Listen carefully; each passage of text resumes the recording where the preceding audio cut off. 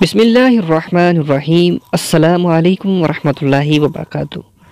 जी प्यारे दोस्तों, जुमातुल मुबारक के दिन कपड़े धोना कैसा, क्या फरमाते हैं उलमा इकराम इस मसले के बारे में कि अगर देखा जाए तो जुमातुल मुबारक का बड़ा ही दिन बरकतों वाला है।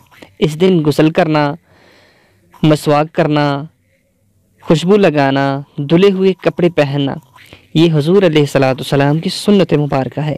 तो क्या उस दिन आप कपड़े धुलाई कर सकते हैं? क्या फरमाते हैं उलमाए दीन मुफ्तियान शरअ उम्मती इस बारे में कि ख़वातीन में मशहूर है कि जुम्मा के दिन कपड़े धोने की शरअन ममानत है। इस बात की शरई क्या हसीयत है, और अगर ममानत है तो क्या जुम्मा के दिन नमाज भी हो जाएगी? इसी बारे में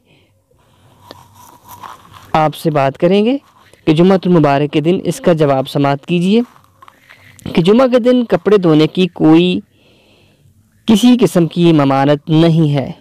इस दिन भी कपड़े धोना शरअन बिल्कुल जायज़ है। सब पर लाजम है कि दीनी अहकाम सीख कर उसके मुताबिक अमल किया करें और हर सुनी सुनाई बात आगे ना पहुंचाया करें। और ये भी याद रहे कि दीनी शरई मसाइल अपनी अटकल से बताना तो बिल्कुल भी जायज़ नहीं, लिहाजा मुकम्मल एहतियात करनी चाहिए कि जुम्मतुल मुबारक के दिन आप कपड़े धुलाई कर सकते हैं। इसमें कोई ममानत नहीं। अत्तहूरु शत्रुल ईमान कि सफाई ईमान का आधा हिस्सा है।